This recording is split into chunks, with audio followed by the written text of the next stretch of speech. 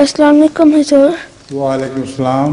मेरा नाम इस्माइल अहमद चौधरी है और मेरा सवाल है हुजूर, आयतुल कुर्सी के आयत को आयतुल कुर्सी क्यों कहते हैं?